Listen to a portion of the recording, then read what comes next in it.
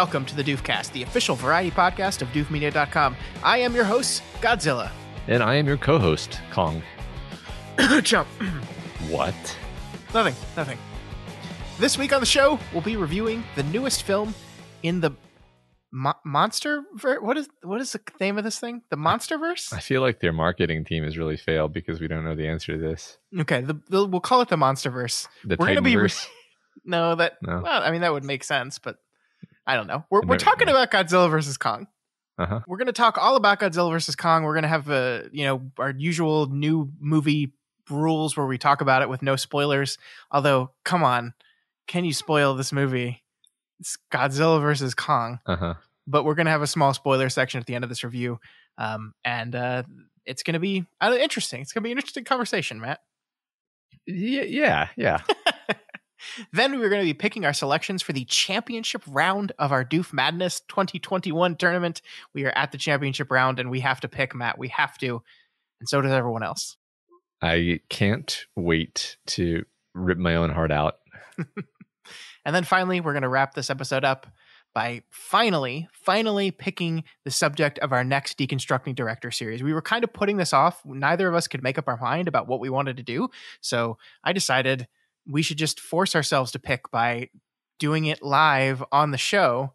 And then we have to make a decision, because if we just sit there changing our mind, then it will be bad audio. And that's the kind of pressure we need. That's how I always like to make really important decisions is with the constraint that it has to sound good to third parties. That's sound advice, I think. Yeah, sure. So it's going to be a stuffed episode. We got a lot to talk about. But before we get started, Matt, hey, how you doing? They're doing pretty good. It's been 3 weeks since I was in this part of this show. Yeah. I mean, we did. Yeah, I mean, we did just talk. But yeah, sure. I'm doing good. How are you doing, Scott? I'm good. How's good, life? man. It's busy. It's so busy. There's a baby. And he cries a lot. Yeah, that's it's quite a thing. It really changes everything. It does. Specifically, the crying changes everything, because you're like, man, could you stop it? Yeah.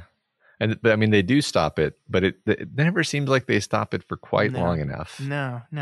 And for a little person, very good lungs. Yeah. It's almost as if they're designed for basically just doing this one specific thing. Earlier today, the baby was crying, and I was in the other room doing whatever. And I just heard Elise go, "Logan, stop crying." And I was like, wait, what if that worked? Worth a try. Yeah, I mean, who knows, man? It's crazy. Maybe nobody's ever tried that before. I mean, maybe it was the very first time, and sad to say, did not work. Yeah, no, I feel like I tried that at least once, where I was just like, okay, I get it. Can we? No, okay, no, right. Yeah. I'm happy to be back, though. I'm excited to get back to doing the show. I thank you and Daniel and Ruben and Elliot for kind of picking up my slack while I was gone for the last few weeks. Of course. Although, you really did me dirty by talking about Justice League without me and forcing me to listen to you say all the wrong things about that terrible, terrible movie. And I couldn't fight back. I mean, what's funny is, that was the last word, and so I'm not even going to react to what you just said. Like I'm done talking about it. It's fine. Yeah. It's fine. We'll this see about that. conversation is over. Oh, I see what you did there. That's a Fight Club thing. That is a Fight Club thing. Fight Club notoriously eliminated from our March Madness bracket. That is what it's known for. Hey, you ready to talk about Godzilla vs. Kong? Yes. Let's do it. These are dangerous times. Godzilla's out there and he's hurting people, and we don't know why. There's something provoking him that we're not seeing here. I'm of the same opinion. The myths are real. There was a war. And they're the last ones standing. Matt, what is Godzilla vs. Kong about? The epic next chapter in the cinematic Monsterverse. Oh, see, it is the Monsterverse. It is the Monsterverse. Pits two of the greatest icons in motion picture history against one another. The fearsome Godzilla and the mighty Kong, with humanity caught in the balance. This movie was written by Eric Pearson and Max Borstein, with story credits by Terry Rosso, Michael Dougherty, and Zach Shields. That's a lot of writers. They all earned their credit. It was directed by Adam Wingard, who also directed movies You're Next, The Guest, and Death Note. Remember that Netflix Death Note movie? No, I don't. Well, good decision on you. All right, Matt. Tell me what you thought of Godzilla vs Kong. It was fine. Yeah, I mean, it was a fun giant monster movie. It was maybe one of them. I think it's actually safe to say it was on the upper end of the giant monster movie scale. Not as good as, Pacific Rim, I think. Yeah. But when you are settling in for a giant monster movie, you are actually wanting a specific package. And I think this movie delivers on that package, and then it does almost nothing else aside from that. Yeah. No, I think you're spot on there. I mean, you definitely get what's on the tin, right? Yeah. This is a movie in which the monkey punches the lizard. Yep. And That's vice versa. Spoilers. Yeah, you're right. Yeah. The problem is, for me, is that's 30 minutes of this 2-hour movie is the monkey and the lizard fighting each other. And the rest of it is a movie with human beings, allegedly, that are supposed to be characters, allegedly, that are just the worst. Yeah. There definitely is too much of that, but there's not like overwhelmingly too much of it. Like it's little enough, and it's in short enough bites that you don't get to the point, or at least I didn't get to the point of being terribly bored. I will say that I watched it with my kids, and they talked the entire time without exaggeration. So I don't actually know what the plot of the movie was. It doesn't look. Here's the deal. It doesn't matter. There's not one. Yeah. The lizard and the monkey, they fight each other. Yeah. I mean, my assessment of the plot is, well, you got the spoilers, man. We'll cut this out. We'll cut this out. The plot is, we'll talk about the plot later. No, I mean, this is interesting though, because the plot is nonsense. It is total nonsense. We'll talk about it in spoilers, as you said, but it doesn't make any sense. And it doesn't. I mean, the question is, does it need to make sense? There are 5 writers here, and the 5 writers were tasked to come up with a scenario in which Godzilla and King Kong fight each other, and that's all you need to do. Yeah, right, and provide I think that it's fair to say that there are interesting set pieces. Like, I think that I might have actually loved this movie when I was 13 years old. Like, not just thought oh, that was fun, but loved it potentially, because it's got some pretty fun. It's hard to say exactly which things I'm talking about. I will detail this when we get into spoilers, but there are specific parts of the movie where I'm oh, I would have loved this shit when I was 13. As it is, I'm just I'm kind of somewhere between I've kind of seen this before, but yeah, they executed it well, and in some cases actually did enjoy it, just unironically enjoyed it as a piece of spectacle. Yeah, I think I like this movie way less than you, surprisingly. Because we had a whole conversation about this a couple months ago, where I was the one super excited for this movie, and you were like, "Meh." I just I hate everything that isn't the monkey and the lizard. I really, you said, it didn't bother you. Every time we cut away, tell me one thing about Alexander Skarsgård's character in this movie. He wrote a book. He wrote a book. This isn't kind of about a spoiler, because who cares? He wrote a book about the hollow Earth theory, in which case the Earth is hollow. Sure, whatever. And it's very clear that nobody believed him, and he's a joke amongst the scientific community. But then this multi-billion-dollar company has spacecrafts that are designed specifically to work in the hollow Earth. Yes. it seems like his theory would be more generally accepted. I mean, nothing makes any sense. Like, because I mean, this is a world where it's funny because this wasn't actually clear to me until the movie started, and then I realized that it was a continuation from the previous Godzilla movie.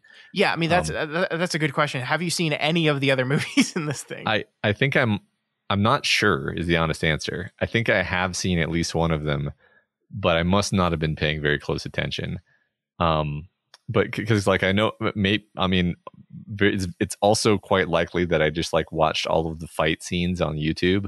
Sure. Because that sounds like something I would do. But anyway, this is a world that has been ravaged by kaiju for years in like multiple different occasions. Oh yeah. And King Kong is real. So you'd think people would be open-minded about stuff like Hollow Earth. No. No. Yeah, it's just silly. It's just silly, but like it reminds me of Independence Day, which is a movie that I do like actually. But the thing is, I think Independence Day actually spends way more time characterizing its 97 different characters and plot threads, whereas whereas this movie it is much more of a minor element. The humans. They're I mean, like it's interesting because they are and they aren't. Like I think like Kyle Chandler and Lance Reddick are in this movie astonishingly because they're in like 3 scenes. Like how much money do you think Kyle Chandler got paid for his 5 hours of filming he had to do for this movie, where he just got to stand around government people looking worried and then take a call from his daughter and say, "What? Where are you? Huh?" Yeah. Did he get like $1 million? I hope he got $1 million. I was going to say $1 million. Yeah. Because I mean, I'm pretty sure he's in the trailer. So they basically just wanted him in the trailer. Well, Lance Reddick is in like his top billing in this movie, and he's in literally 1 scene with 2 lines. And I read that apparently like he was in more scenes and they cut them, but like it's so wacky. Like I've seen all these movies and I remember some of the characters. I do not remember. Like I remember Millie Bobby Brown's character from the Godzilla movies, and I remember Kyle Chandler, and I think their mom died in the last Godzilla. I think she got stepped on. But I don't remember, but like, and the movie doesn't care to refresh your memory about any of these people because it doesn't matter. Like none of this matters at all. Yeah. Is it time to go into spoilers? Just about, I guess the question I want to ask you before we move into spoilers is is this the perfect version of what this movie wants to be? Like, can you make a version of this movie that actually tells an engaging story with interesting characters? Well, I mean, I would say, of course, right? Like the comparison that you hate that I always make is like, there's no reason why you can't have every movie be as compelling as like Back to the Future or something. And I just picked that movie because it's a movie with a very kind of silly premise if you hear it described, but it just does everything right in terms of making you relate very strongly to characters and then having the plot flow very organically and you're really invested in it and you really care. And it's a great film. And it's like, it's just fundamentals of storytelling. It's not actually anything. It seems weird to say like one of the best movies of all time is nothing special, but it's like, it's nothing special in the sense that they just don't do anything boneheaded in their storytelling. And yes, it's a great story. It's very clever. But like you could absolutely make a Godzilla versus Kong movie where you had characters that you cared about.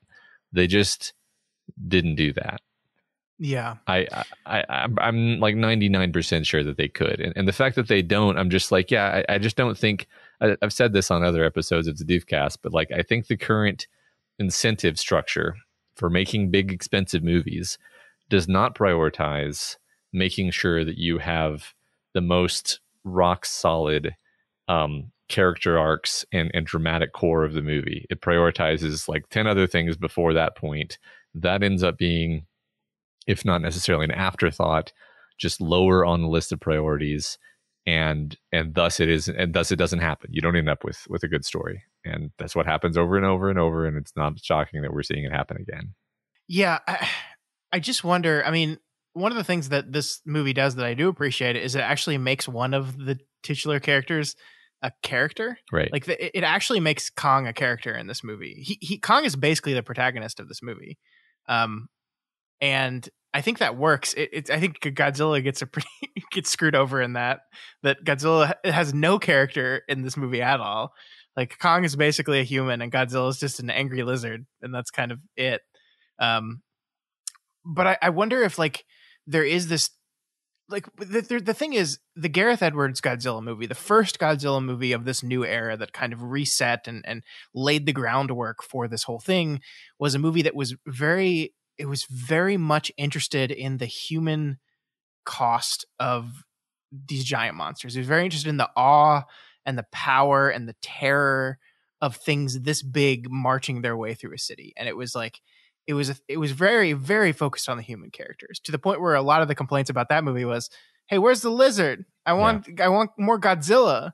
And from that to this is just a movie that has like completely said, fine, we'll put them in there because we literally need someone that can talk to move the plot forward. But that's literally their only function, is we need someone to explain why the monkey is doing what he's doing. And that's it. I just wonder if, like, I think that it's just like they just want the things to fight. And I think you're right. They just don't want to do the work to make that happen in an organic way with character. And like, there's just pushback on this kind of thing. Like, yeah, I just don't know. It frustrates me because on the one hand, like, I wish I could just see the 30-minute cut of this movie that's just the two things fighting each other, and that would be really cool. And I guess we should say that I think the fights are really, really well done. I think they're very pretty. Adam Wingard, really, like, I think the end of the movie takes place in Hong Kong, and it's very, very neon. It looks really, really cool. The lighting is really excellent. I really enjoyed the fight between the two of them, and I just think it's a really good looking movie. One of the things, Godzilla King of Monsters was the one before this, and I thought that movie looked bad. I thought it was very smoky and hard to see, and I just didn't think it looked good. Yeah, and I agree completely. Like, they do seem to have had a real intent here to be like, we really want you to see the giant monster fight. We don't want it. We don't want to be all atmospheric about it, and we don't want to have shaky cam of like the perspective of people running away from the fight on the street. We want big, glorious, wide shots of them smashing through buildings, and really dramatize the fight, actually. And the focus is the fight. And then they cut back to the dumb humans, and I'm like, why? Yeah, there were definitely times when I was actually surprised at how long it held on the monster fight, because I was like, oh, in a movie like this, by about this point, we would have cut back to whatever boring shit the humans are doing, and then I would have to sigh. And they held off.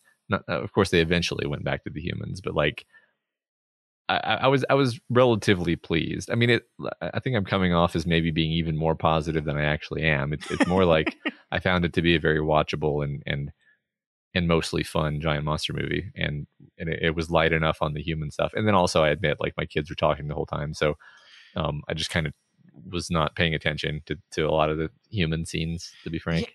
Yeah, I mean, my gauge for this is this something I'm going to like rush back to watch again? And no, what I'll do is just wait for the YouTube supercut that just cuts together the fight scenes, and then that'll be it. Yeah. And that'll be fun to watch. Like, I have no desire to rewatch this movie. Yeah, I agree completely. I would love to rewatch some of the specific scenes. I have no desire to follow. I really don't even know like what Millie Bobby Brown's character's like motivation is. I know I think there is one, but I don't know what it is. I mean, I guess you could maybe say that was established in earlier movies, but it really isn't. Like, that entire subplot, the Millie Bobby Brown, Brian Tyree Henry, Julian Dennison, the kid from Hunt for the Wilder People, their entire B plot of the movie is completely superfluous. It doesn't need to be there. They're just there to explain plot elements that the movie then explains like 5 seconds later via just what's happening. Like, it's completely unnecessary. You didn't, I mean, no spoilers, but I already knew exactly what was going to happen in the movie from like almost the very beginning, and you didn't need any of that at all. Zero. So Yeah. I do think there's an interesting thing. One of the things my wife said to me when we were watching this movie was, she's like, like so many people would be dead watching these. And it's like, it's super fun to watch these two giant things fight, but like so many people would be dead. And it is interesting to see in the span of 10 years, we went from a Godzilla movie in which that was like what the movie was about to this movie where it doesn't matter. That's not the point of the movie. I think that would have played extremely poorly at this particular point in history. I think if we want to watch Monsters Destroy a City, we don't want to have to think about the human cost at all. We just want to relish some fun monster fights. Yeah, but I mean that's the interesting thing about Godzilla, right? Because the first Godzilla movie was very much that. It was very much there was a giant monster movie, but it was a kind of an introspective like study of the hubris of man and what horrors it wroughts and what we like. It's about people. It's really a movie about people. And then eventually Godzilla devolved into goofy monster fights, and this series just did that on like an accelerated timeline. Mm-hmm. Yes, I'm right. I think they just wanted to make a movie that would make money. Which sure. Which I think they realized like there's not that much of an appetite for like grim dark Godzilla. Actually, I don't even know which I prefer. If you ask me, like, why do I even care in the slightest about Godzilla? I don't actually know. I think that I actually just like watching cool, like sort of unbelievably epic monster fights. Like it's a cool idea for some reason to the human brain. Whoever discovered Godzilla must have realized that the idea of watching like a 300-foot tall lizard would tickle something in our primate brain. I mean, for all I know, it's like making us remember being like a tiny little prey animal being chased by some kind of dinosaur. I don't know how realistic that is to imagine, but I think you should go back and watch the Gareth Edwards Godzilla. I think that's a good. A lot of people didn't like the movie. I thought that was a really, really good movie. Is that the one with Bryan Cranston? Yes. Well, that's all you had to say. And actually, I liked the Kong Skull Island movie as well. The one with Brie Larson and Samuel L. Jackson. And I did not see that one actually. That I enjoyed that one. Okay. It's like very, it's laying on like the Vietnam thing super thick. Okay. In pretty funny ways, but I enjoyed it. I've liked both of those movies more than I've liked these last two. So maybe that's what I'm looking for more specifically. I don't know. I like, again, a 30-minute cut of this movie is movie of the year in my head. But unfortunately I had 90 other minutes to watch with humans doing stupid shit. So let's move to spoilers and talk about some of that stupid shit in a little bit more detail. Okay. Matt, this movie doesn't make any sense. Could you attempt to summarize the plot of the movie? I know you were going to try to do that in the non-spoilers and then I stopped you, but attempt to summarize the plot of this movie for me. Billionaire industrialist very wisely and prudently attempts to build a super weapon that can fight Godzilla. Isn't it weird how they're definitely supposed to be the bad guys, but in a world where Godzilla will just randomly attack whatever it perceives as the greatest threat, it seems like a good idea. Yeah, but of course the something hubris of man. Don't try to defend yourself, you evil man. He's portrayed as the antagonist, and they try to get Godzilla to they try to get Kong to find the access into the center of the earth so that they can get the power source that they need for Super Mechagodzilla. I was gonna say they needed Kong because they needed him to fight Godzilla, but that was not actually what they. Yeah, he just ended up fighting Godzilla a couple of times, and Godzilla keeps fighting him but not killing him, even though he defeats him. I never quite knew what to do with that because it's like, well, why are you? I thought Godzilla just killed things. No, because he has respect for him now. He has respect for because Kong saved him after Kong was resuscitated using the hovercraft. Well, now he does because I mean they gave each other the bro nod at the end. Yeah. But I mean, like in the first part when they fight on the aircraft carriers, which was a great set piece, by the way. Oh, that was amazing. Yeah. I mean, I definitely think those monsters could not stand on top of an aircraft carrier, but it was really cool. It was really cool. It was like smart, because you've got the moments of like Kong jumping between the boats, and it's like, this is killing thousands of people in the killing thousands process. of people. This whole battle fleet is decimated. And then, sorry, I'm supposed to be summarizing. They end up getting the power source, I guess that happened off screen somehow. And then no, so this they get the power source is the axe, right? You put the axe in the ground and it like sucks up the power source, and then the one lady like goes and takes a sample of the power source, and then there's Wi-Fi in the center of the earth because she sends the readings of the power source up to her dad. Sure. And now that they have a sample of the energy, they just have it now. Yeah, they just unlocked the energy. That's how energy works. You just need the right frequency, I guess. So then they use it to activate. I'm gonna keep saying Super Mechagodzilla, even though I know it's just Mechagodzilla. But then they're using Ghidorah's skull / brain for some reason. Because Ghidorah talks telepathically between her heads instead of just via her nervous system. But why not just use a radio? and then of course Ghidorah's soul takes over Super Mechagodzilla, I think. And this was the threat that Godzilla had detected, and so Godzilla then has to fight Super Mechagodzilla, and Kong helps because, well, I guess because he's a good man. Because why not? Yeah, right. Because he cares, and then he goes home, and he's a king of his kingdom. He becomes king. This is an origin story for King Kong. He becomes king, and Godzilla goes back to his lonely duty of patrolling the seas constantly. But it only happens because Brian Tyree Henry's flask of alcohol is poured on the computer. I mean, is that why they won in the end? Is that so? Was that the laziest writing beat of all time, or am I missing something? Because I know it was set up when he's like, oh yeah, my so it's basically like my wife died. Yeah, that's why I have a flask of alcohol in a holster. Yes, and you're like, if you ever see this empty, it means I've totally given up. Yeah, and then not mentioned again until the kid from the Santa Claus movie with Kurt Russell pours the alcohol on the thing, and it's which does what? So what does that do? It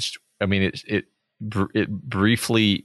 I mean, in terms of the scene, it like very briefly interrupted the computer system long enough, like literally for like 2 seconds, long enough for like one of the monsters to get a 1-up on Super Mechagodzilla. For Godzilla to shoot his laser blast at the axe to power up the axe, which granted, really cool moment where Godzilla is smart enough to say, hey, axe power. Oh, thanks for reminding me of the one moment of the film that offended me more than any other moment. was when Godzilla somehow I mean, I guess we just assume he's psychic, right? So he somehow knows that Kong is like directly beneath him. Yeah, because Kong puts the axe in the thing and he says, oh, okay. And then he uses his atomic breath, I guess it is. Yes. I don't remember the word for it. To drill a hole through countless thousands of miles of like earth, like not just crust, but presumably also like, mantle. I don't know where all of the ejecta went, like vaporized. He just vaporized. So where'd the vapor go? I mean, like we're talking basically a volcanic eruption level of matter displacement caused by this beam of atomic breath because he creates like a 200-foot wide tunnel somehow, and just completely, and then which it then stays open, just stays open. That doesn't collapse under its own weight. The things that bother you about this movie, like it's a fucking movie where a monkey fighting a lizard with an axe, and you're like, where did the vapor go? I just have to, like, there are certain things where it's like, okay, I can buy that there's like a gravitational anomaly because you've asked me to imagine that we're in science fiction land now. But then there's other things where so it's kind of like, this isn't. I'm sort of being tongue in cheek here, but also you want to be immersed in the story to a degree, like, and so when just sort of ridiculous things happen with no justification, then you're just like, okay, well now we're just in cartoon land. And I guess maybe I should have just been like, we've been in cartoon land the whole time. And yeah. and Did you miss the part where the monkey used a jet fighter plane as a ninja star? Because that's cartoon. That was pretty good. I also like how jet fighters that are fighting Godzilla always like fire their missiles from within like 100 feet of him, and then try to bank away at the last possible second instead of like targeting him from far away. How many missiles do we have to shoot at Godzilla before we start to realize that those don't work? Yeah, I mean, yep. It's probably like $500 million worth of missiles. But see, that's the thing, is like, you want to see jet fighters shoot at Godzilla, and then you want to see Godzilla like eat the jet fighter, and then you want to see a whole fleet of battleships get destroyed, even though like you would never use a fleet of ships in any situation that was going to involve Godzilla.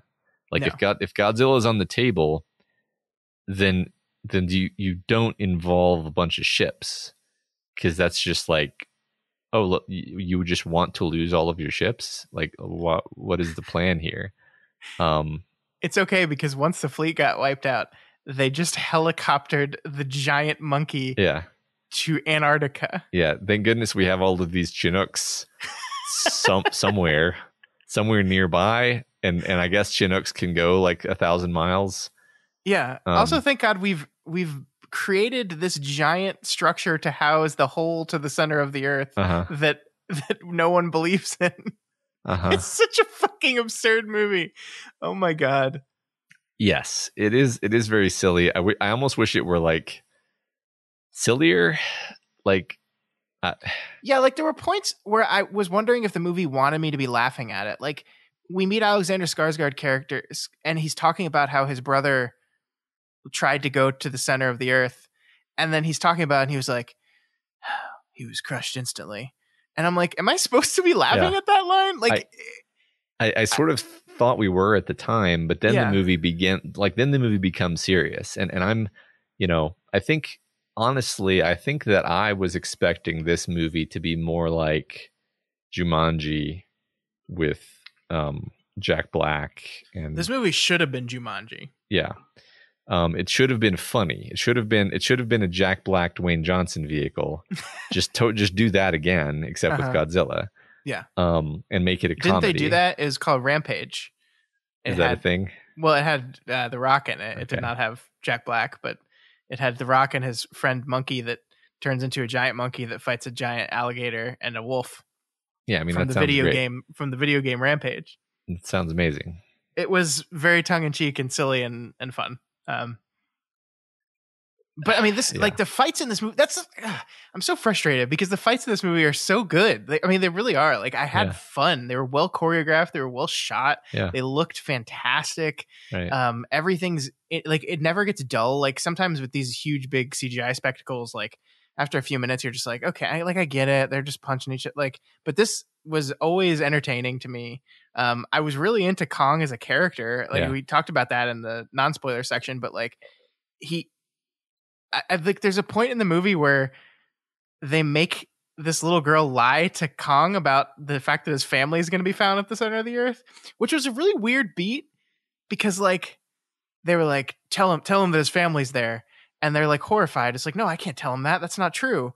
And then the kid just tells him, your family might be down there. And I'm like, well, that's a much that's not as bad, but like he clearly like wants to find his family, and he goes to the center of the earth and find, like, clearly the Kongs were a civilization. Like, they're statues. Like they're people. They're basically people. Yeah. They're intelligent giant monkeys. Absolutely. Yeah.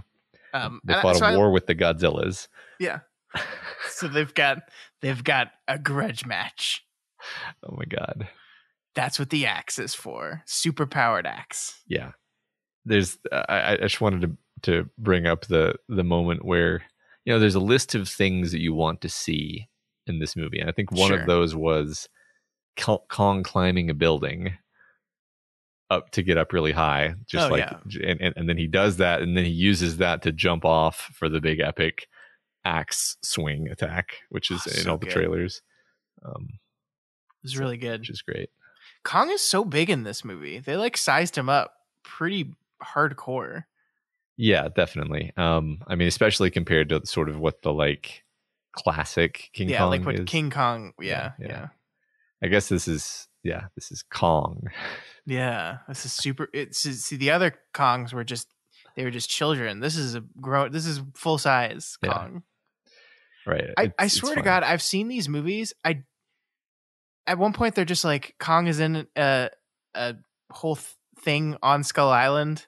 Like, he's in like a dome on Skull Island. They're keeping him there because there's this raging storm surrounding Skull Island. Uh-huh. And like, I don't remember that happening in any of the previous movies, but they treated it like that was a known quantity. Uh-huh. And I don't know. I was just like, oh, okay, sure. Yeah. I mean, I either haven't seen or don't remember the other movies. And so I just figured it was part of the fun for this was the in media res, like, okay, this is a world where kaiju attacks are frequent. Godzilla is just always swimming around the ocean, and people just know that. Mm-hmm. That's just Godzilla watch. There's Godzilla podcasts, and then King Kong is in a giant dome. This should be our favorite movie ever because the podcaster saves the day. It's true. Yeah, sort of. I guess maybe. I mean, it's interesting because like, they wanted that storyline to have a point, so they did do the stupid pour the alcohol on the computer, which apparently interrupts the satellite signal to the remotely controlled Mecha Godzilla that isn't being remotely controlled anymore. But I guess it needs the satellites still. Whatever. As a podcaster, I would have liked it better if like he used his insight into like signal compression as an audio engineer. Yeah. To mess up the transmission or something. Yeah, that would have been so good. That would have been really emotionally satisfying to everyone. To everyone. But they can't like have that be the thing that wins the day because they still need Kong and Godzilla to like do their deal, right? Their team up deal. Well, that's the problem. Is ultimately you can't have it both ways. You need it to be satisfying, and for it to be satisfying, it has to be the monsters that actually win, and the humans just barely nudge the fight in one direction slightly, and then you're like, well, who cares? Yeah, this is pointless. Just take them out of there. Don't care about you humans. Yeah, definitely. Yeah, a different review from what we normally do, but interesting movie. I think it's a bad movie. It's a bad movie, but I enjoyed parts of it. But I'm never watching it again. That's how I feel. Yeah. I think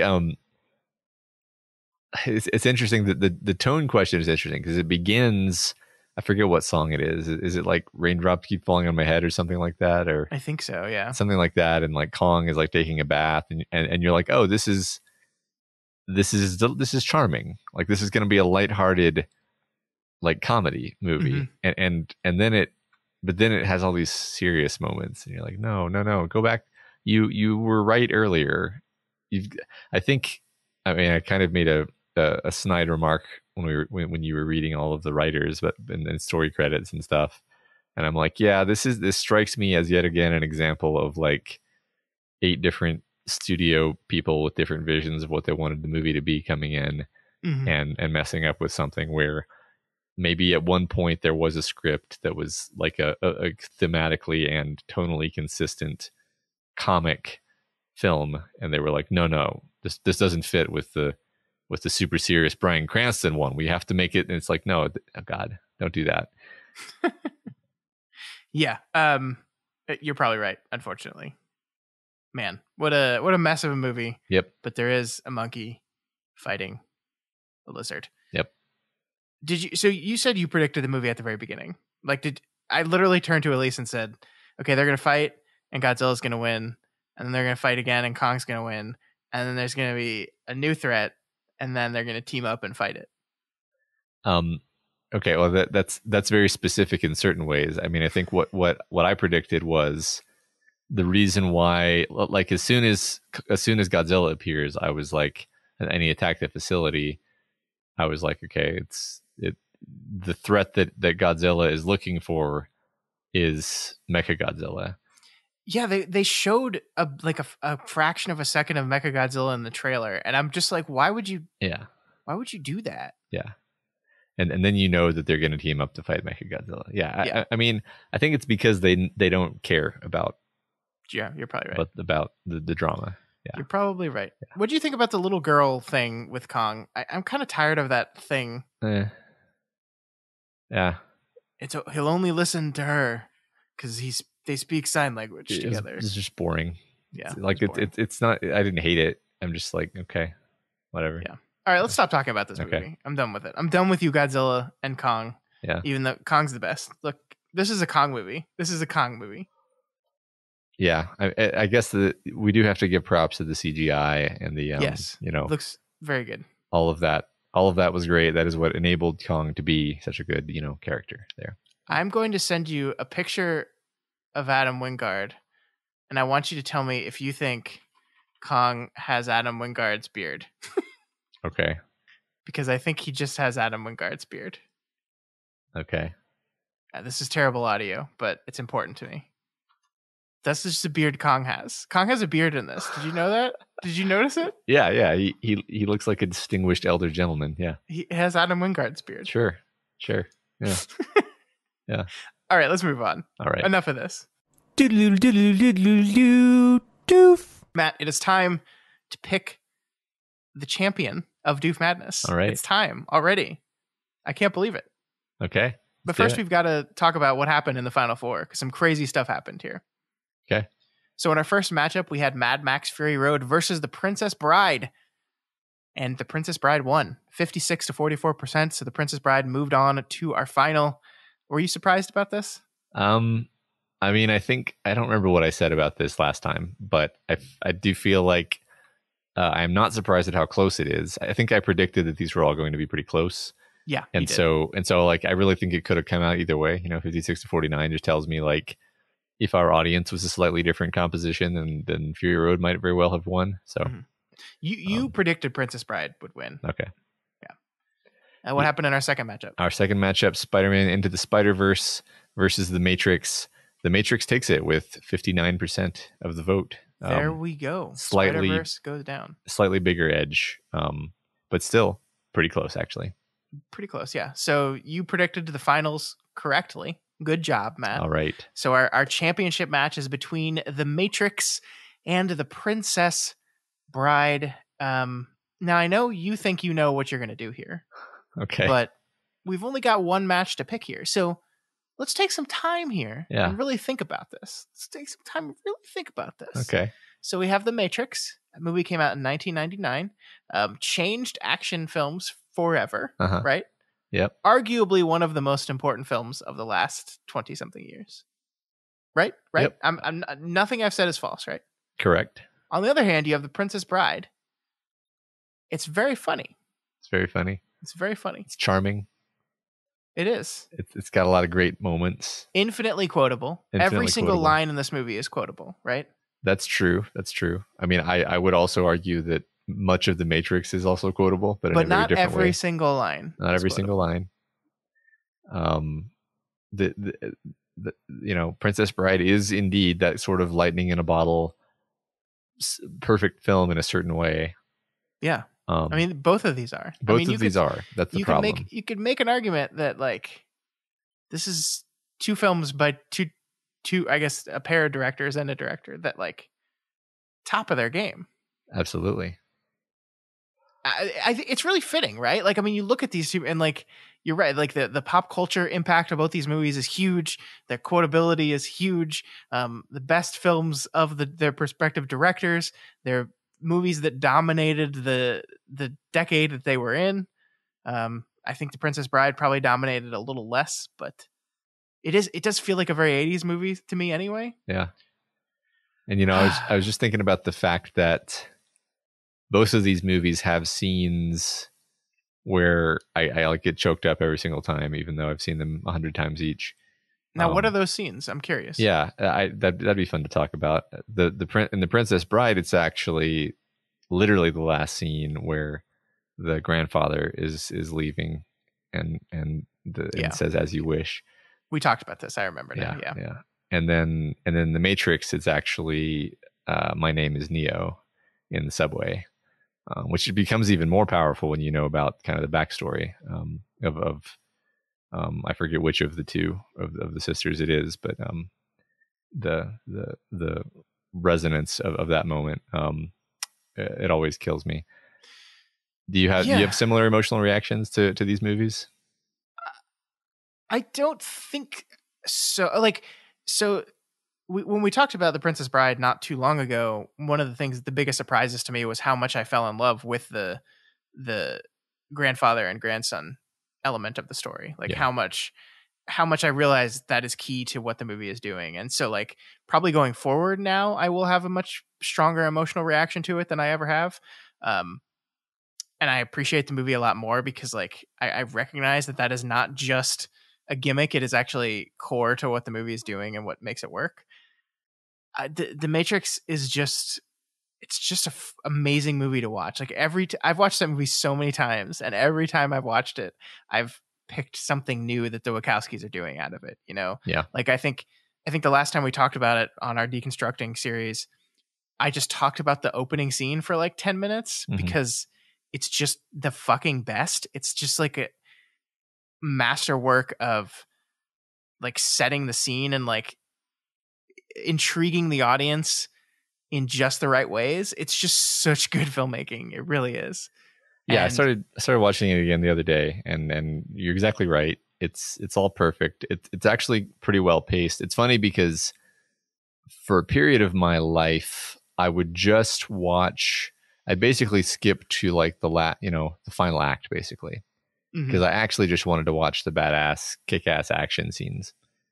But the beginning of the movie, I mean, the first act, I don't exactly know how to carve the movie up actually off the cuff, but it's so well paced in terms of tension and dramatic moments and just kind of great punctuating moments. Even just the scene where the agents have him in the interrogation room and the back and forth of him and Agent Smith and the uncertainty of it, and then that culminating in his mouth getting sealed shut and then the worm in his belly button. That is an amazing scene that would make any other movie by itself. Yeah. And that's a scene that you just kind of forget is in the movie because of how much other stuff is in this movie. Mm-hmm. Yeah. I mean, you're absolutely right. And it's one of hundreds of scenes. I almost, as I've gotten older, the action scenes are not what draws me to the movie anymore. Yeah. It's the quiet moments in between. It's Neo dealing with the reality of the world. Just the moments where he's just sitting on the Nebuchadnezzar, just dealing with everything. Mm-hmm. It's such a fucking good movie. It's so good. And there's a new one coming out this year. Can you believe that? No. It's probably not going to be that good, but maybe it will. You never know. Yeah, I mean, I think if we learned anything, it's that no matter what they do to the franchise, it can't hurt this movie. Yeah, that's true. And I refuse to bet against the Wachowskis ever on anything. Point. There's one thing that I've noticed recently about myself, and I wonder if this is true of you. I wonder if others relate to this. Let me know if this makes sense. But I think my sense of what good acting looks like has changed very much as I've gotten older, and to the point where now some of my favorite performances are I really love Ryan Gosling in Blade Runner 2049, and that's a performance that is 95% stoicism with the slightest peek into his internality, and then a few moments of heightened emotion punctuating things. And this movie is actually a lot like that, where, I think when I was younger, I would have said, like everyone else kind of says, Keanu is kind of a wooden actor. He's not really reacting. He's fairly boring to watch. And then I think the more I watch this movie, now, like when I watch this movie now, that's just bullshit. Like he's actually doing exactly what he should be doing. It's just the character that he is a very repressed and disconnected person. And over the course of the movie, he actually comes into better alignment with who he is. And there are a lot of great moments of like, very sort of emotionally clear and vivid acting. And I've just really come around on that particular element of the movie as I've gotten older. Yeah, I mean, I think there's obviously many, many different kinds of acting, right? And I think the acting that gets the most attention is the soliloquy, bold, like expressive dialogue speech that some actors are just flawless at doing. Meryl Streep obviously is a big one, and those garner attention and awards because it's big and it's bold and it's very good. And I don't want to take anything away from it, but yeah, I mean, the more movies I've watched, the more I've grown to appreciate the very not hidden, but the quiet internal non-showy performance. I think Amy Adams is like the queen of this kind of performance right now. And of course she's never won an Academy Award because it's not the type of performance that ever wins. And I think Keanu does it too. I think you're absolutely right. Like he's really, really fantastic in this movie and he doesn't get enough credit for it. Like everyone loves to meme the "I know Kung Fu" line, but that is one small part of all the many things he's doing in this movie. Yeah. It's great. Yeah. I think we've talked ourselves into The Matrix. Like, right. Look, The Princess Bride, it's a very good movie. I love watching that movie. It's very important to me historically and will continue to be so. But The Matrix is one of the best movies of all time. Yeah. And The Matrix is deeper too. Like the last time we talked about it, like I kind of went down the rabbit hole with the trans allegory stuff.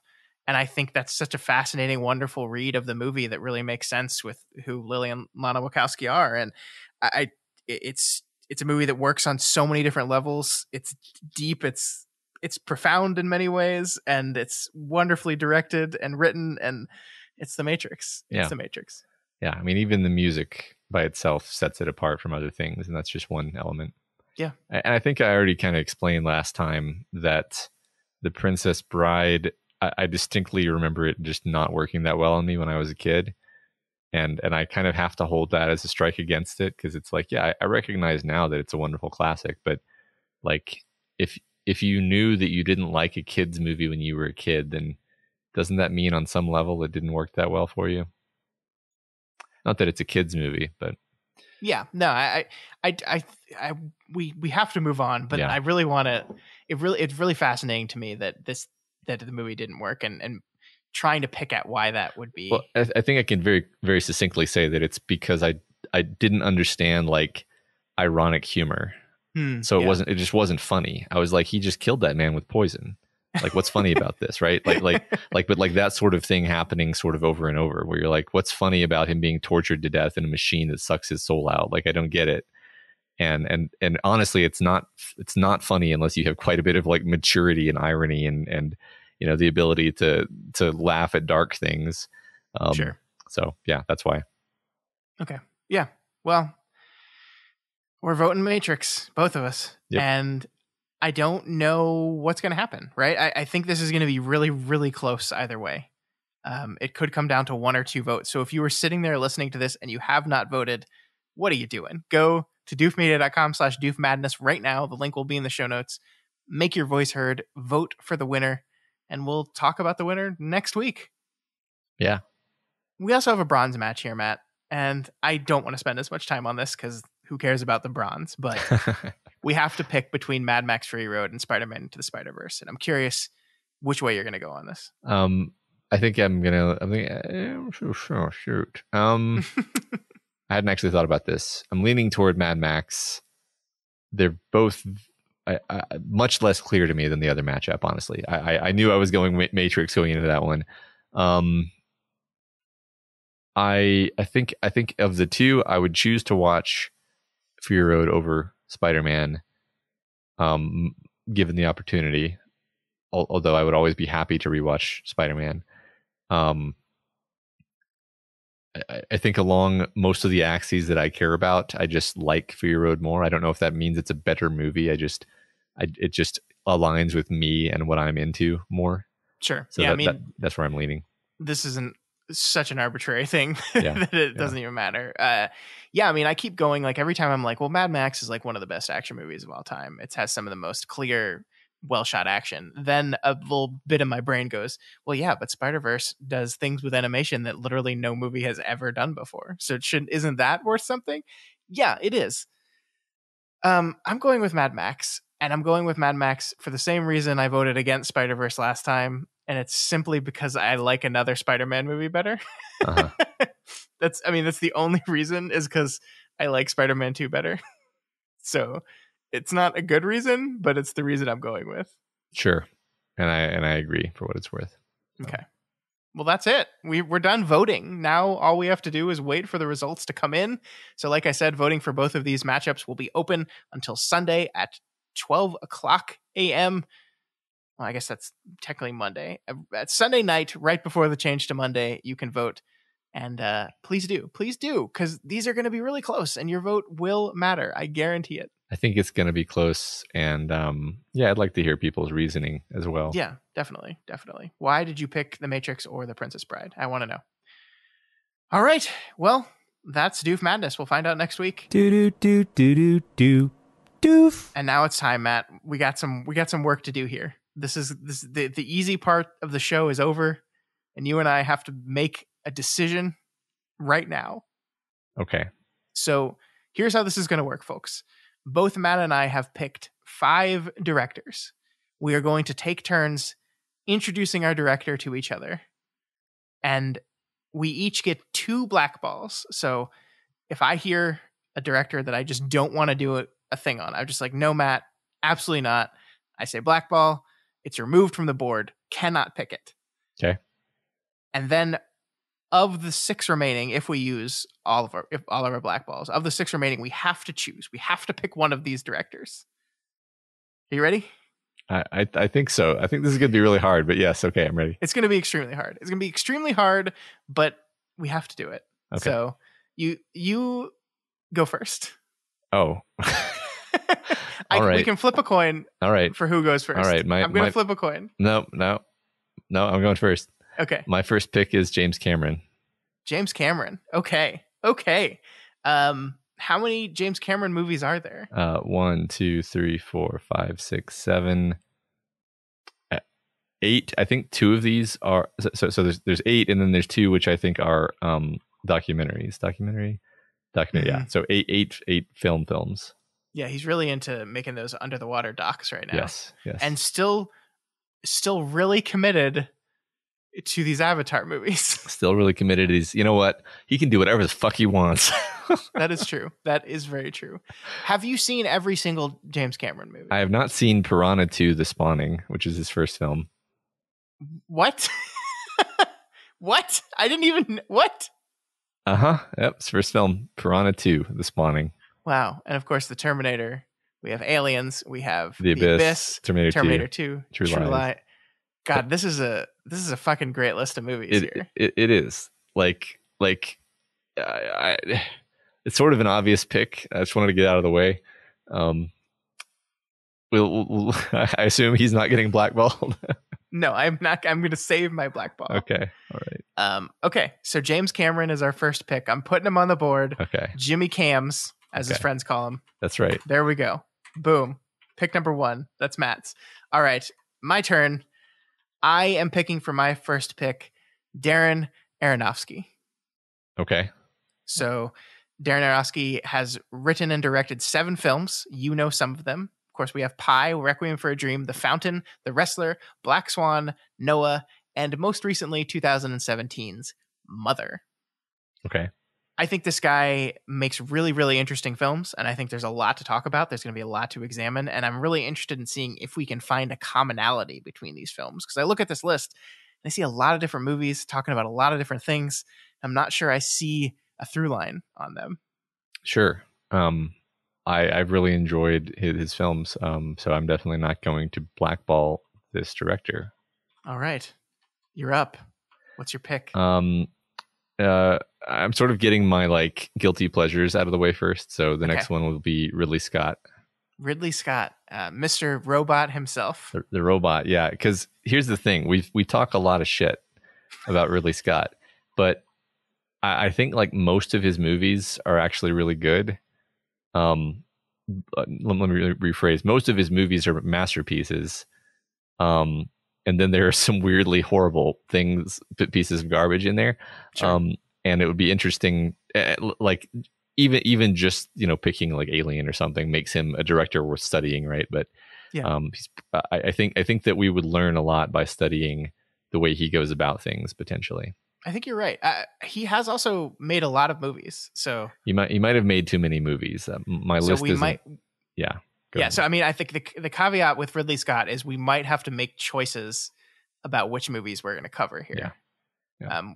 Because I'm looking at this is a lot of movies.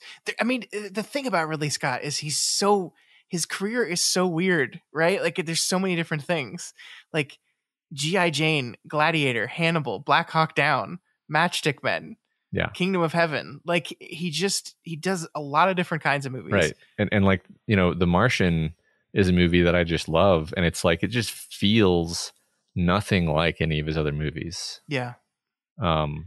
Like you're just like, I love this movie and I know he's a great director, but I just don't see him in this movie. Mm-hmm. And I think that's fascinating.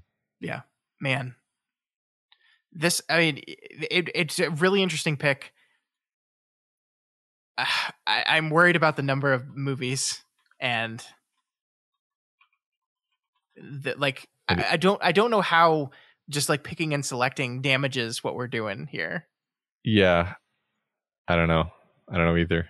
So I'm not gonna immediately blackball, but I'm on the fence about Ridley Scott. Not because I don't think it'd be a good conversation, but I'm worried about this. Just to, not that I'm fighting for it either, but like there are certain movies like The Duelist, his first movie, which I've never seen, and I would love to actually have an excuse to watch that movie. Yeah, I mean, of course, the other option is we just make it a really, really long series, right? I mean, that is a potential option. We've kind of capped it at around 10 movies in the past, but there's nothing saying we have to. Right. Okay, Ridley Scott. All right. My next one is going to be Paul Thomas Anderson. He's got 8 movies on here. I think I've seen all these. I don't know. Well, I'll read them for you, and you'll tell me which you have and haven't seen. So we have Hard 8, Boogie Nights, Magnolia, Punch Drunk Love, There Will Be Blood, The Master, Inherent Vice, and Phantom Thread. I've seen 4 of those.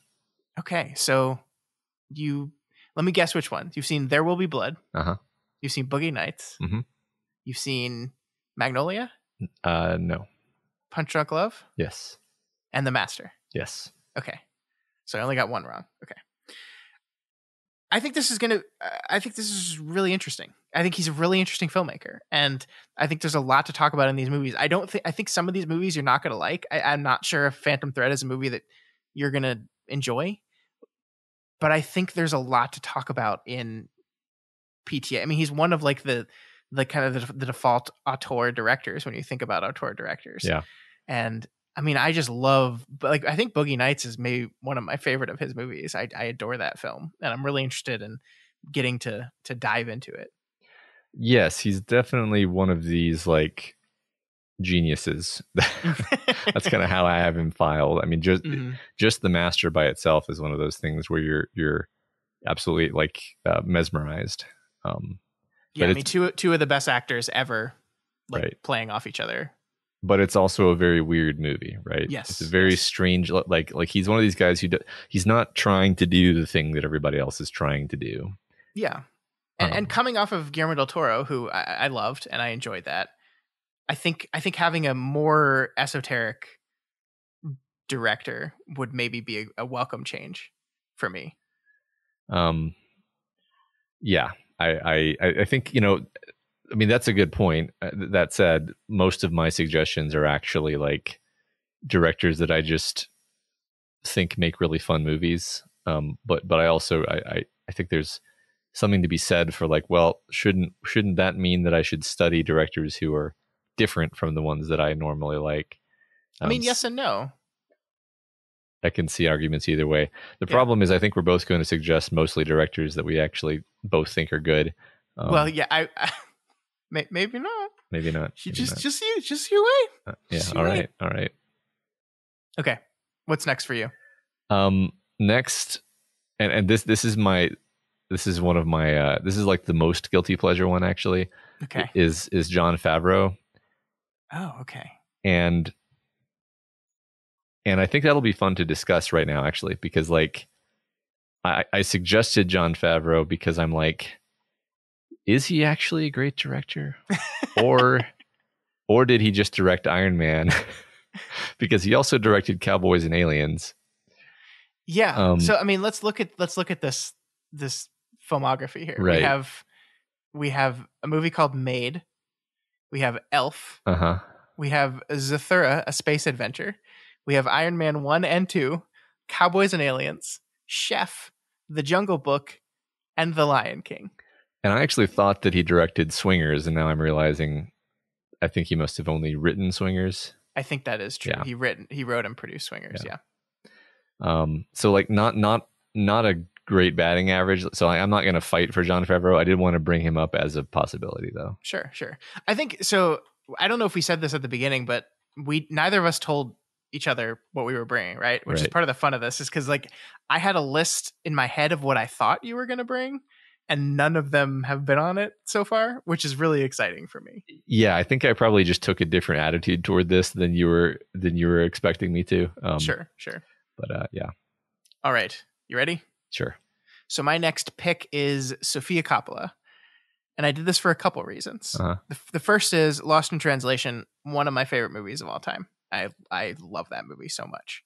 The second is my wife was looking at my list and said, "You need some girls," and I mean, she's right. And the like, I think the most transparent and easy way to see why there's a gender imbalance in Hollywood is the number of female directors, the number of women that have directed more than 5 films, which is our cutoff, like our minimum for films for this project, is not very high. Mm-hmm. It really is not that many. And that's not a fault of any of the women involved. It's just, I think if we were to do this again in like 15 years, there's a lot of very, very talented, wonderful women making movies right now that I think are going to cross our 5 movie threshold really, really soon. But as it stands right now in 2021, the list is pretty short.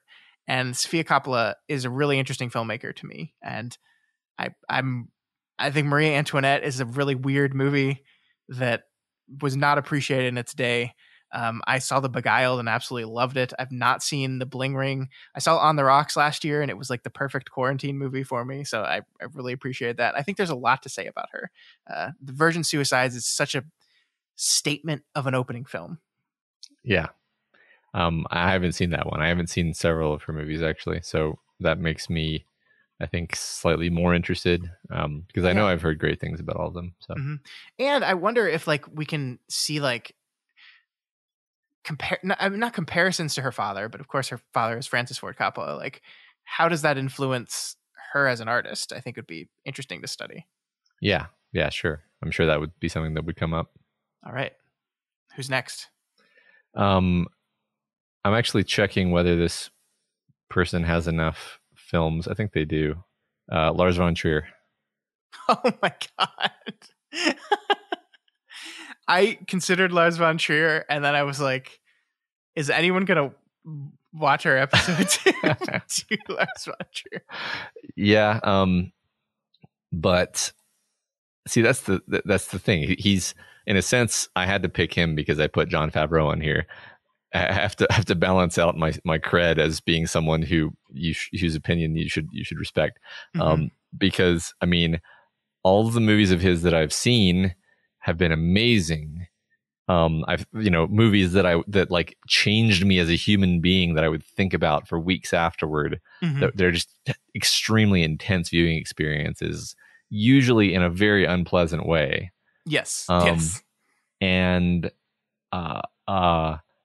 I think he's a genius, and I've never gone out of my way to watch his other films because I know, I'm like, you know what, I don't need to be mentally assaulted by this, but but then it's like, well, okay, but if we did this as a project, then I would be subjecting myself to basically like a year of unremitting psychic torture, which I don't look forward to, but I feel like I have to at least put it forth for discussion.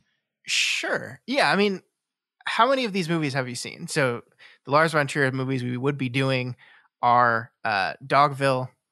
I just lost my place. The Boss of It All, Antichrist, Melancholia, Nymphomaniac Volume 1 and 2, and The House That Jack Built. Yeah. I haven't seen some of those. I've seen most. Have of you those. seen the Nymphomaniac ones? I have not seen Nymphomaniac. Those movies fucked me up. I think they're really good, but they fucked me up. I have actually not seen Antichrist either, which oh my god, I thought I had until that is. Yeah. Huh. I'm not going to lie to you. The first time I saw Antichrist, I was not a parent, obviously, because I've only been a parent for 2 weeks. I'm terrified of watching that movie, being a father. Yeah.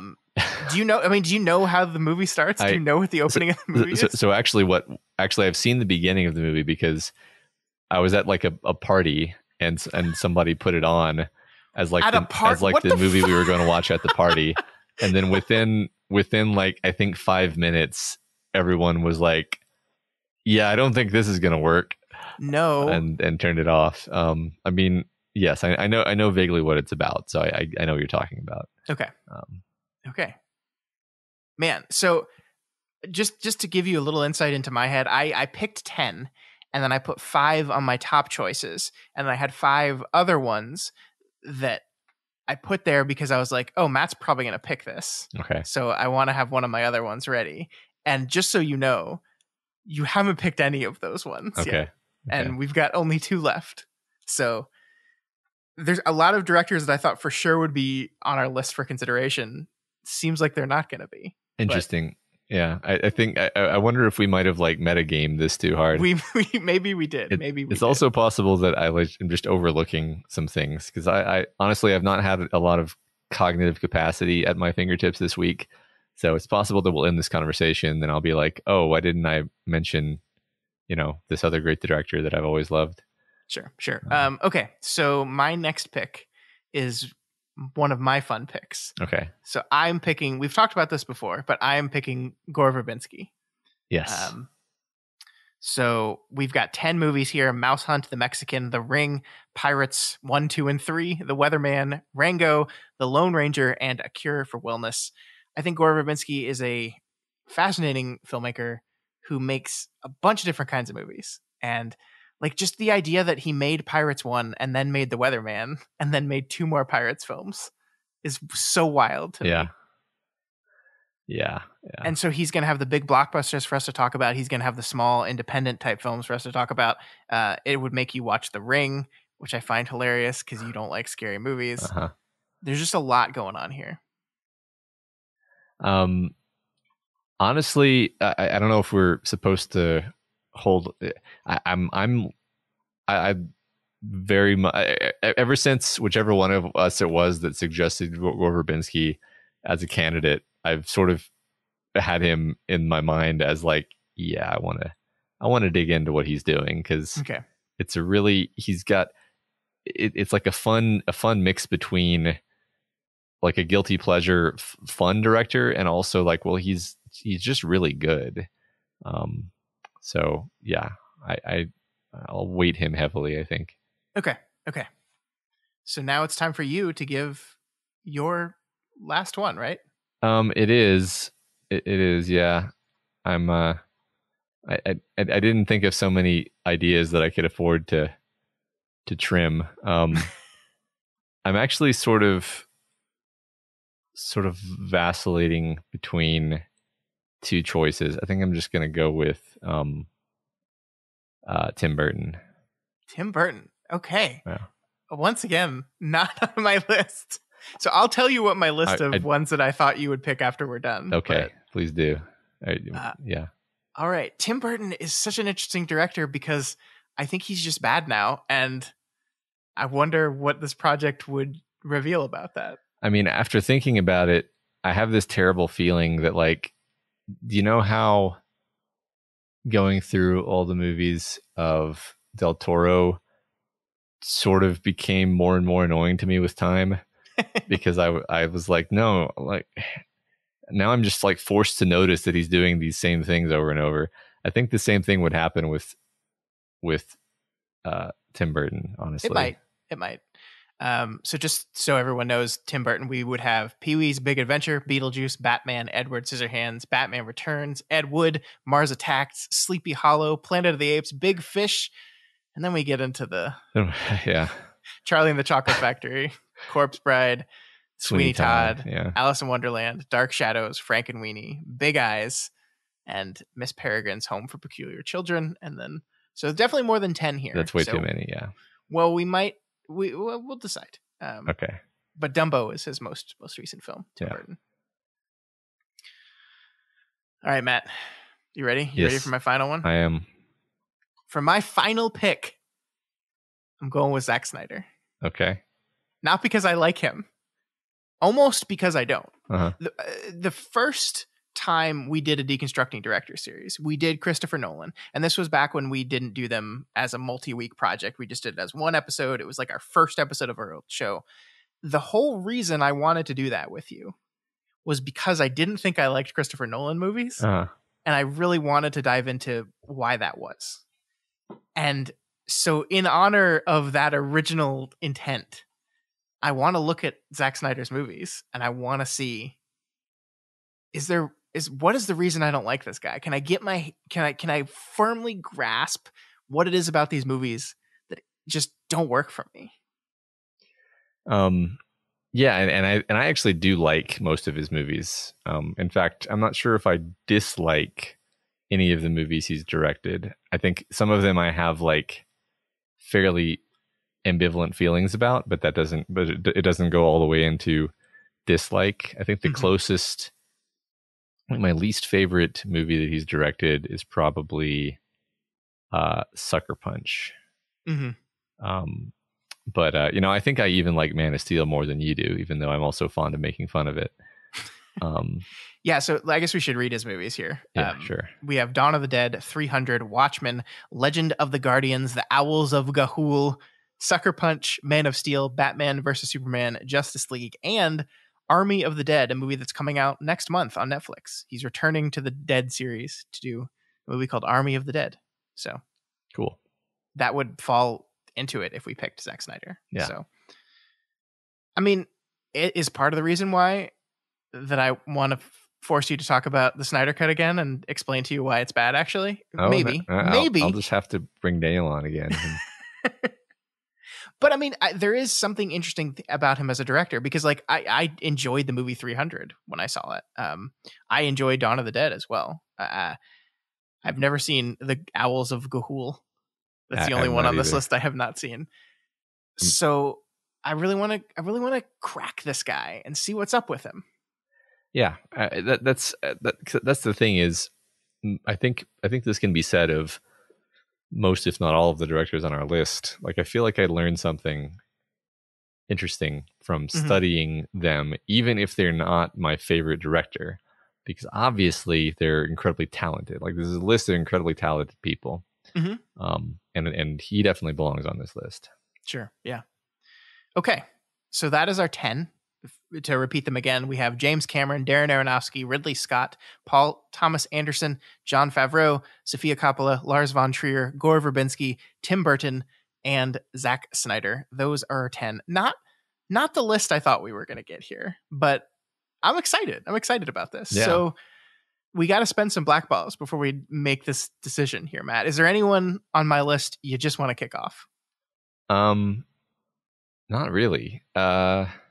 Also, I can't see your list. I didn't write it down. I just read them to you.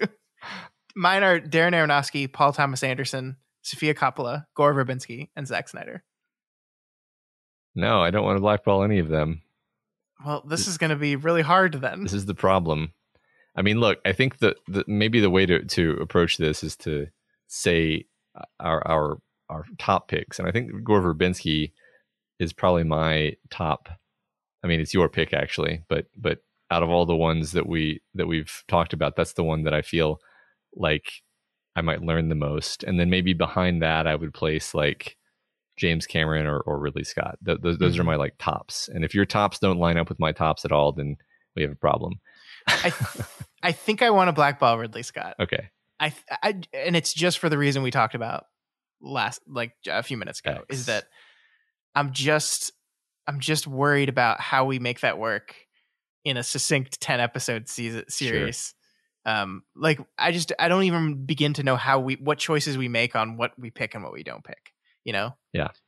Sure. I also don't want to just watch Ridley Scott movies for the rest of the year. Right.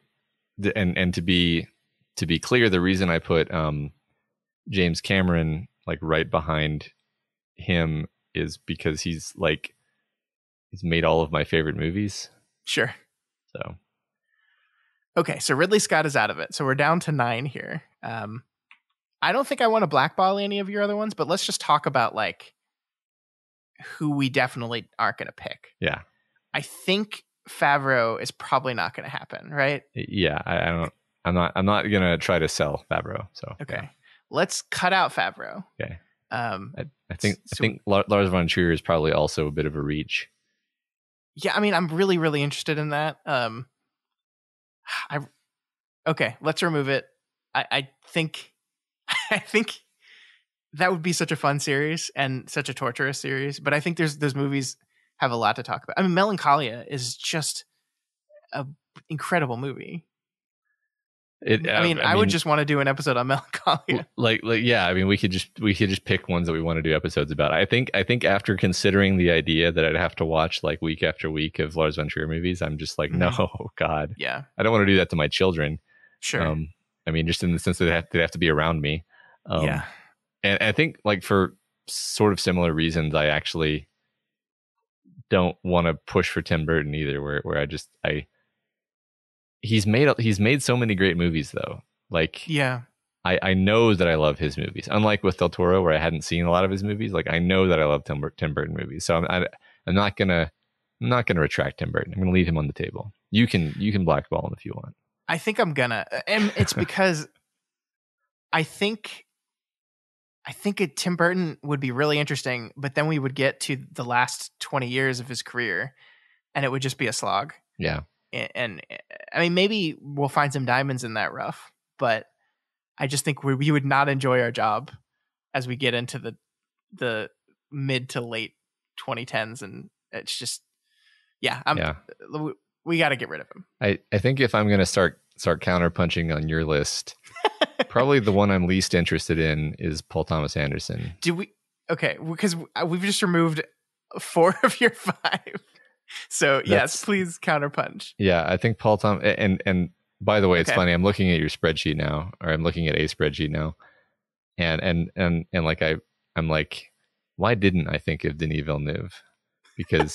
Because he's made like 2. I think the reason is just like, well, he's really only made 2 movies that I consider to be great works of staggering genius. Mm-hmm. And then some of the others, I'm like, yeah, those are interesting. And then I haven't seen several of them. So that's why he didn't like, he's on my list of like guys who I'm really excited about right now, but he's not on my list of guys who've directed a whole bunch of movies that I love and et cetera. Okay. But you're getting distracted. I'm getting distracted. I definitely am. Paul Thomas Anderson, get out of here. He's out. So we're down to 5. We've got James Cameron, Darren Aronofsky, Sofia Coppola, Gore Verbinski, and Zack Snyder. I think I'm going to take off Zack Snyder. Okay. I think it would be a fun project, but I think it's one that like everyone that's left on this list, I would be much more interested in exploring those folks before, you know? Yeah. We have a limited amount of time. We can't do every director. I'm taking off Zack Snyder. So we're down to 4. We're down to 4 now. We got James Cameron. We got good old Darren. We got Sofia Coppola. And we got Gore Verbinski. Are we small enough to where we can just make a choice? Right now, I'm torn between Gore Verbinski and Sofia Coppola. That's where I'm at. Just that's where my head's at. I would say I'm torn between Gore Verbinski and James Cameron. Okay. So, I mean, it seems like if that's the situation, then we can take Darren Aronofsky off. As much as I would, as much as I would love to leave him on like a short list of future directors for future series. I mean, yeah, we can do that. We can say, hey, this guy was a guy that we both agreed was at the top of our list, but he didn't quite make the cut. Yeah, I mean, we're going to be doing this podcast till we're dead, right? Yes. So, all right. So I think we're going with Gore Verbinski. That's how I feel things are going right now. It feels right to me. It kind of felt right the whole time.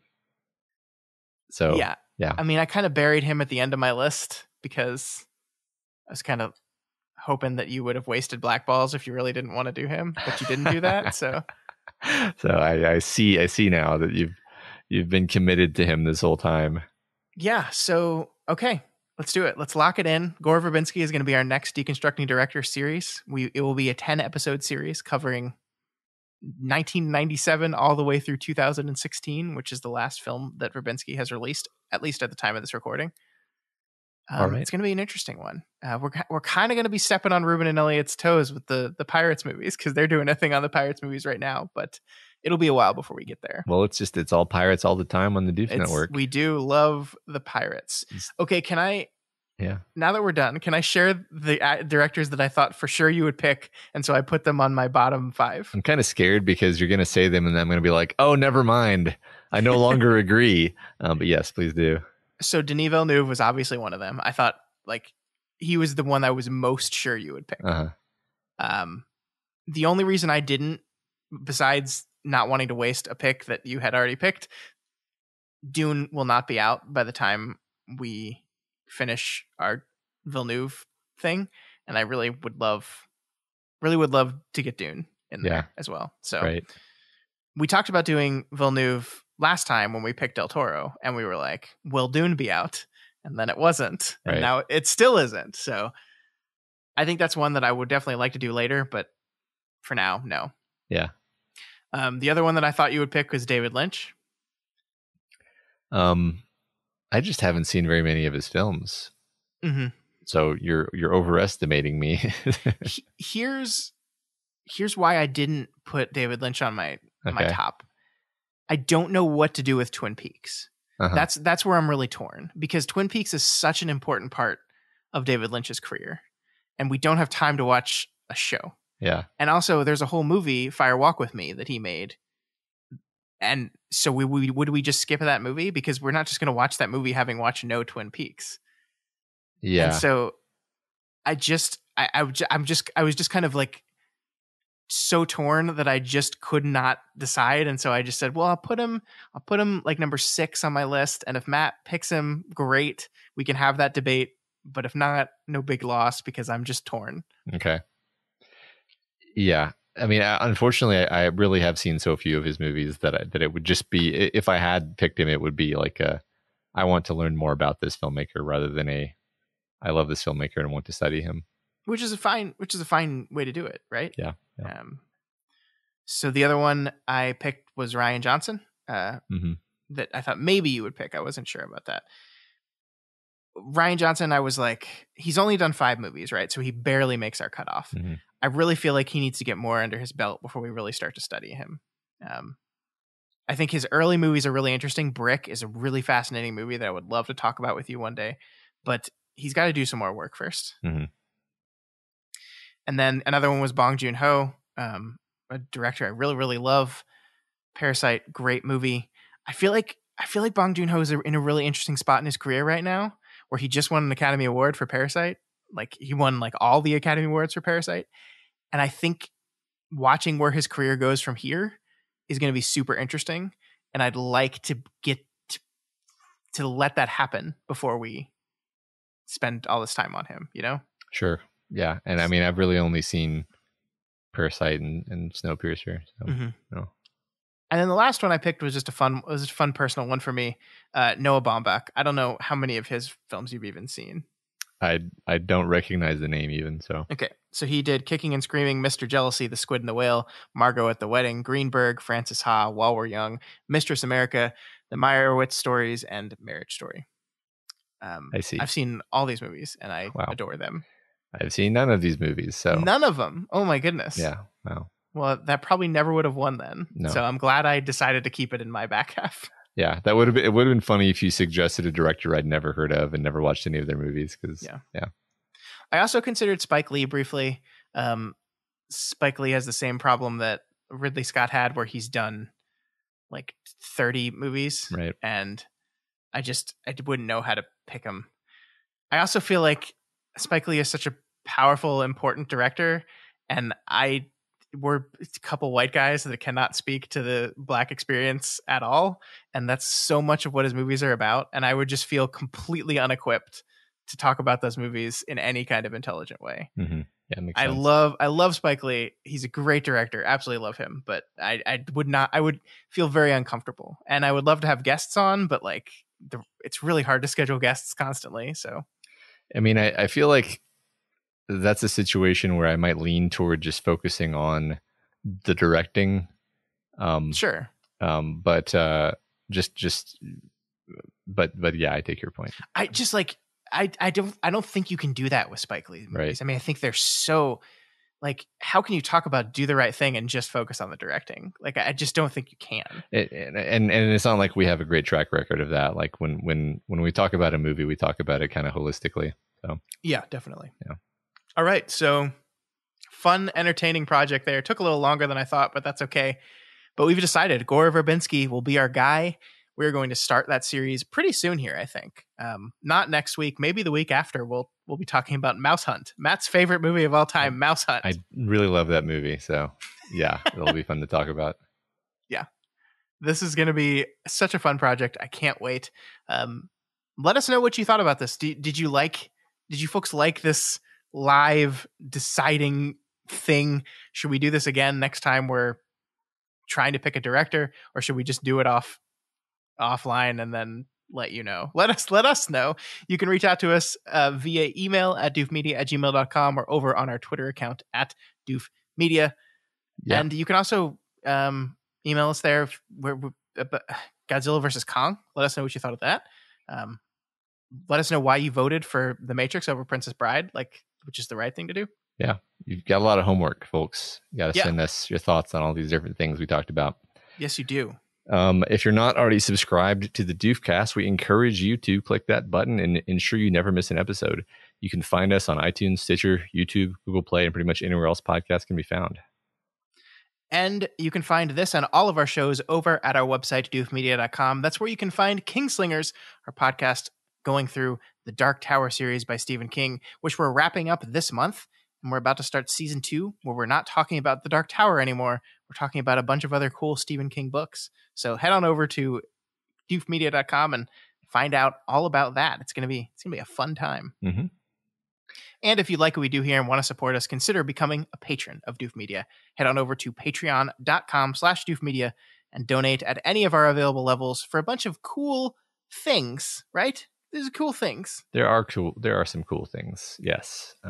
People seem to like the bonus content. I had a few conversations recently where people told me unsolicited that they enjoyed the bonus content, which means it's real. So, it is real. Yeah.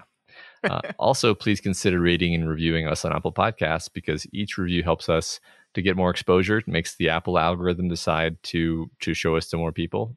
Yeah. And then they click, and then the community grows, and then there's more cool people to talk about cool stuff with. You just hit the nail on the head there. Mm-hmm.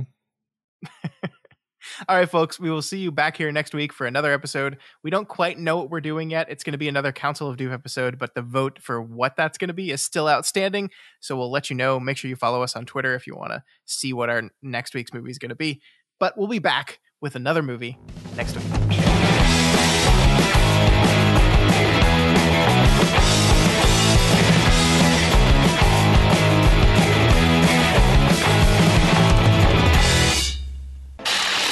My name is Doof, and you'll do what I say.